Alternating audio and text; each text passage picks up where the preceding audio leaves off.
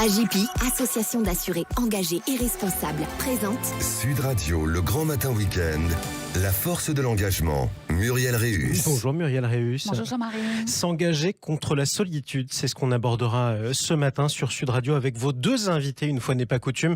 D'une part, Justine Renaudet, qui est cofondatrice de la start-up Colette, une plateforme de location intergénérationnelle. On reçoit également Sophie Boudre, qui est réalisatrice d'un petit miracle. On est ravis de vous accueillir l'une et l'autre. S'engager contre la solitude, d'ailleurs, c'est une cause qui vous tient particulièrement à cœur, Muriel. Oui, c'est une cause importante. Il y a 5 ans, sous le haut patronage du ministère des Solidarités et de la Santé, est née la Journée de la Solitude. Nous fêterons demain la 5e édition de cette journée qui promeut la solidarité intergénérationnelle pour lutter contre l'isolement des jeunes et des moins jeunes. Selon une étude récente de l'IFOP, un Français sur 5 dit souffrir de la solitude et ce chiffre est en constante évolution. La solitude touche tout le monde et plus particulièrement 32% des personnes les plus précaires, 28% des jeunes de 18 à 24 ans et notamment les étudiants, 26% des personnes de plus de 65 ans. Évidemment, cela génère des conséquences sur la santé, sur le moral. Cela génère aussi des attentes. 80% des Français considèrent que la solitude devrait être traitée comme un enjeu de santé publique. Alors cette étude démontre aussi que pour 9 Français sur 10, les liens intergénérationnels sont importants et même constitutifs d'une construction personnelle. Rapprocher les générations, et en particulier les jeunes et les seniors, qui redoutent et souffrent le plus de cette solitude, pourrait être une réponse à ce fléau sociétal. Alors comment faire cohabiter ces deux générations ? Comment rendre cette aventure humaine et solidaire possible ? Eh bien peut-être en réinventant une pratique ancienne, celle de la cohabitation intergénérationnelle, qui en plus de résoudre le problème de la solitude, répond à 2 problématiques. La première, celle de l'accès au logement, véritable parcours du combattant lorsqu'on a entre 18 et 30 ans. 98% des jeunes affirment en effet que trouver un logement est long et compliqué, mais vital, car pour 8 jeunes Français sur 10, c'est la condition sine qua non pour signer un contrat de travail et démarrer dans la vie. Le loyer représente 69% des dépenses des jeunes, c'est considérable, et les charges financières conduisent 17% des étudiants à arrêter leurs études. Et puis la cohabitation intergénérationnelle, bien ça répond aussi à une deuxième problématique, celle de la précarité et des attentes des seniors, conscients que le passage à la retraite peut engendrer une baisse des relations sociales. Sur plus de 17 millions de retraités en France, une personne sur 2 déclare avoir des difficultés financières et 34% d'entre elles se disent inquiètes pour l'avenir. Mais 75% des retraités sont propriétaires de leur logement et surtout 83% des seniors souhaitent vieillir chez eux. La cohabitation intergénérationnelle, c'est permettre à des seniors de cohabiter avec des jeunes, à des jeunes de partager et de s'enrichir avec des seniors. C'est instaurer un lien apaisant, rassurant, bienveillant. C'est générer de l'entraide, du partage, de la solidarité entre générations. En 2022, Colette s'est donnée pour mission de démocratiser la location intergénérationnelle. Je reçois ce matin une des cofondatrices de cette start-up engagée. Et il s'agit de votre première invitée qu'on accueille sur Sud Radio, Justine Renaudet. Bonjour à vous, bonjour. Cofondatrice de la start-up Colette, justement. Alors, Justine, bonjour. Bonjour. Vous faites partie de l'équipe des 5 fondateurs de Colette. Alors, c'est quoi Colette et pourquoi avez-vous choisi ce nom ? Oui. Alors, Colette, aujourd'hui, c'est une plateforme en ligne qui permet de développer la cohabitation entre générations. Donc, vous avez très bien expliqué. C'est aider des jeunes de moins de 30 ans à s'installer chez des personnes seniors de 60 ans et plus qui ont une chambre libre à louer chez eux. Donc, pourquoi Colette ? Eh bien, tout simplement parce que notre hôte un petit peu typique chez Colette, c'est une femme entre 60 et 75 ans, et il se trouve qu'il y en a beaucoup qui s'appellent Colette. Alors on aurait pu aussi s'appeler Chantal ou Françoise, Simone, exactement, Evelyne. On a décidé de choisir Colette parce que ça a fait l'unanimité dans l'équipe, mais aussi auprès de nos membres. Bon, ça fait l'unanimité dans la mode à Paris il y a quelques temps, pour ceux qui habitent Paris. Tout ça, ça va faire des réminiscences. Alors, Vous avez fait des études de communication et de marketing. Oui. Vous avez démarré votre carrière dans une start-up qui, à l'époque, développait un service étrange, mettre des inconnus ensemble dans une même voiture. On s'était tous interrogés. C'est devenu Blablacar, avec le succès que l'on connaît, une licorne française. Vous y avez passé 6 ans. Mais votre motivation profonde, c'est l'entrepreneuriat. Avec une vision, dites-vous, toujours avoir un impact positif sur le quotidien des autres. Alors ça veut dire quoi, ça, avoir un impact positif sur le quotidien des autres ? Absolument. C'est pas quelque chose qui était... Enfin, c'est né avec ma première expérience chez Blablacar. J'ai trouvé du sens dans ce travail parce qu'il y avait un vrai impact positif, à la fois sur l'environnement, sur le côté social et sur les économies aussi. Donc après, ça a vraiment conduit ça a drivé mon expérience. Et pour moi, avoir un impact positif, c'est pouvoir le soir se dire concrètement, j'ai aidé quelqu'un ou quelque chose à mieux vivre, à mieux vivre en l'occurrence pour Colette, quoi. Donc c'est très important pour moi en effet.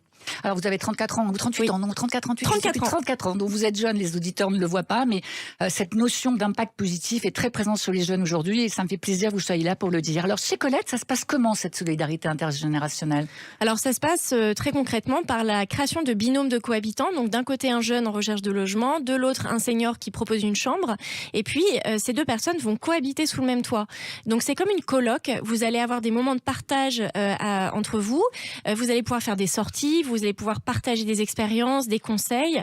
Et donc, c'est là où est vraiment le partage intergénérationnel et la solidarité. Alors, c'est une plateforme, hein, oui, tout à fait. C'est une plateforme, il faut s'inscrire. Je crois que l'inscription est gratuite. Oui. Et ensuite, ça se passe comment ? Vous intervenez, vous mettez les gens en relation, tout à fait. Vérifiez, il y a des notions de sécurité. Oui. Alors, nous, on est ce qu'on appelle une plateforme en ligne privée. Donc, vous allez pouvoir vous inscrire gratuitement. Mais ensuite, il faut vraiment passer par une étape de profilage. Donc, les jeunes vont avoir à compléter un profil. Et nous, on intervient aussi à ce moment-là. On va apprendre à connaître qui sont ces jeunes, comprendre leur motivation. Et une fois seulement cette phase de profilage terminée, les jeunes vont pouvoir accéder à l'offre de logement et faire leurs demandes en ligne. Après, ça se passe un petit peu comme des plateformes que vous pouvez connaître, où vous allez chercher un logement touristique, par exemple. Vous allez tout faire en ligne jusqu'à la réservation effective du logement. Et évidemment, nous, notre valeur ajoutée, c'est l'humain chez Colette. Donc, on est présent dans tout le processus par téléphone. On rencontre à domicile les autres. Enfin, voilà, on est vraiment là. Et le prérequis, c'est l'âge, bien sûr. Hein. Donc, il faut être senior et il faut être junior. Enfin, il faut être senior et il faut être étudiant, pardon. Exactement. C'est moins de 30 ans du côté du jeune, 60 ans et plus du côté du senior. Ça, c'est pour pouvoir avoir accès au bail de cohabitation entre générations. Et le deuxième critère, c'est le critère de résidence principale. Donc, on est vraiment dans le cadre d'une cohabitation. Du coup, il faut que les deux personnes fassent de ce logement le leur et vraiment leur résidence principale. Alors, on a vu tout à l'heure, hein, trouver un logement, c'est un parcours du combattant. Oui. Avec vous, il faut combien de temps pour trouver un logement ? Alors, c'est très variable. Il y a vraiment des jeunes qui trouvent en 48 heures, mais c'est entre 48 heures et 8 jours. Et vous avez accompagné combien de binômes, hein, étudiants, seniors, hein, depuis la création de cette plateforme ? Alors, plus de 1000. On a passé la barre des 1000 fin 2022 et on a de grosses ambitions pour 2023, bien sûr. Et puis, on va parler de cet avantage fiscal qui est non négligeable quand même. Hein, quand on travaille, quand on s'inscrit sur cette plateforme et qu'on est senior et qu'on veut améliorer ses fins de mois. Absolument. Donc, en moyenne, c'est 400 € par mois net d'impôts. Donc, c'est une pratique, la cohabitation intergénérationnelle, qui est exonérée d'impôts. Donc, vous n'avez pas à déclarer ses revenus. C'est pour, encore une fois, inciter les seniors à s'y mettre et à développer la pratique.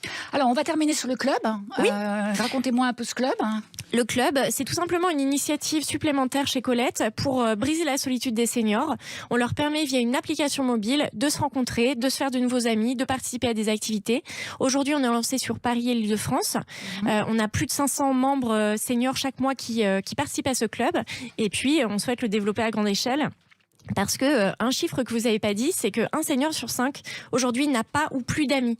C'est absolument terrible. Enfin, moi, ce chiffre m'a choquée. C'est dur, ouais. Voilà. Et donc nous, en fait, notre but, c'est de les aider à se faire des nouveaux amis pour que la vieillesse soit plus douce et voilà. Et j'ai lu les commentaires des gens qui sont sur ce club et ils ont l'air totalement enthousiastes. C'est une très jolie initiative. Alors, pour s'inscrire, c'est colette.club. Absolument, colette.club. Colette avec un L et 2 T. Exactement comme le prénom. D'accord. Merci beaucoup, Justine. Merci à vous. Et on accueille tout de suite Muriel, votre deuxième invitée, réalisatrice de ce petit miracle. Un petit miracle. Bienvenue à vous. En tout cas, Sophie Boudre sur Sud Radio. Alors, Sophie Boudre, merci d'être là avec nous ce matin. C'est un grand moment qui vous attend la semaine prochaine. Hein, votre premier long métrage. Un accouchement. Sort mercredi prochain au cinéma. Alors, moi, j'ai un peu d'avance sur tout le monde parce qu'évidemment, je l'ai vu en projection presse. Et je peux dire que c'est un film drôle, c'est un film sensible, sincère, tendre, très touchant, et il est aussi intergénérationnel. Alors, racontez-moi le pitch, ou racontez-nous le pitch. Alors, le pitch, c'est une école de classe unique à la campagne qui prend feu. La seule solution d'urgence pour éviter que les enfants soient dispatchés dans des grandes villes, c'est une pièce de la maison de retraite du village, qui vont intégrer, et ça va être la cohabitation des résidents et des enfants. C'est un film vraiment sur intergénérationnel, sur le vivre ensemble, sur ces deux générations que tout oppose et qui en fait, évidemment, va s'apporter beaucoup. D'accord. Alors cette thématique, elle est assez peu traitée au cinéma. Pourquoi vous l'avez choisie ? Pourquoi ce lien entre les générations et les bienfaits qu'il procure vous ont touché, vous ont sensibilisé au point d'en faire un long métrage ?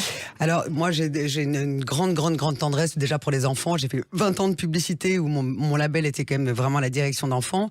Et puis cette génération future, c'est quand même la considération des gens oubliés. Ça me touche infiniment parce que c'est vrai qu'on a quand même plutôt tendance à les laisser dans des cases et qu'ils ont un lien commun, c'est le présent. Et c'est vrai que si on intègre toutes ces personnes tous ensemble, et ben ça apporte quand même beaucoup de bénéfices.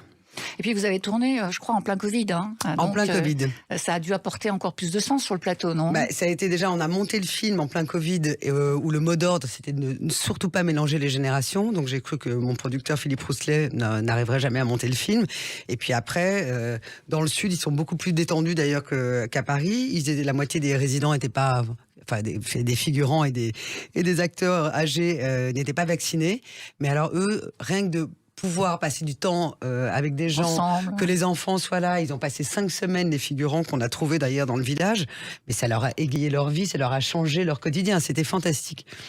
Alors, votre école de formation, c'est la publicité, vous l'avez dit il y a quelques instants. Vous avez tourné beaucoup de films de pub. Là, c'est votre premier long métrage, on l'a dit. Eddie Mitchell, qui est un de vos comédiens, dit qu'il a été bluffé par votre technique et votre capacité à gérer les emmerdements liés au tournage. Ça aide la pub pour un premier long métrage ? La pub, ça aide parce que ça aide à être précis.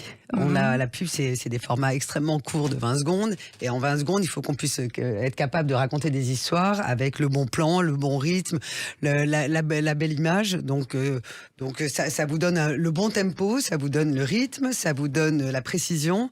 Et puis même sur la direction artistique, ça nous aide à être assez pointu et précis sur l'image. Alors, est-ce que c'est difficile de réaliser un premier film ? Si vous aviez un conseil à donner à toutes les jeunes réalisatrices ou autrices qui nous écoutent, vous leur diriez quoi ? L'envie, la passion, c'est des ailes dans le dos. Moi, j'ai vraiment pas trouvé ça du tout difficile. J'ai pris un plaisir infini à travailler avec tous ces gens. Et puis c'est vrai que il y a le film, et puis il y a surtout l'effet que la cohabitation donne sur le visage des gens, c'est-à-dire autant de sourires, ça vous booste. Et moi, ça a été extrêmement positif. Donc la préparation d'un film, c'est essentiel. Parlez-nous juste, on va terminer là-dessus, sur les enfants. Vous en avez vu presque 350, je crois, et vous avez choisi de tourner avec des enfants qui, eux, n'avaient jamais tourné. Pourquoi avez-vous fait ce choix ? Parce qu'en fait, plus ils sont neutres, plus ils sont vierges, moins ils sont mécaniques. Et donc, c'est vrai que les enfants, alors après, il faut leur casser leur côté un petit peu perroquet, mais un enfant qui n'a pas tourné, il y a un peu moins de professionnalisme, il y a une naïveté qui est présente, et ils sont vraiment formidables dans le film. Alors, allez voir ce film formidable, accordez-vous cette parenthèse de tendresse, on en a tous besoin. Allez au cinéma, ça s'appelle Un petit miracle, et c'est dès mercredi dans toutes les très bonnes salles de cinéma de France. Ce mercredi Merci 25 janvier. Merci à vous, Sophie Boudre. Merci à toutes les deux d'être intervenues sur Sud Radio, et merci à vous, Muriel Réus. On vous retrouve un prochain dimanche pour un nouveau numéro de La Force de l'Engagement. Bonne semaine. Sud Radio, le grand matin week-end, La Force de l'Engagement, Muriel Réus. Avec AGP, association d'assurés engagés et responsables.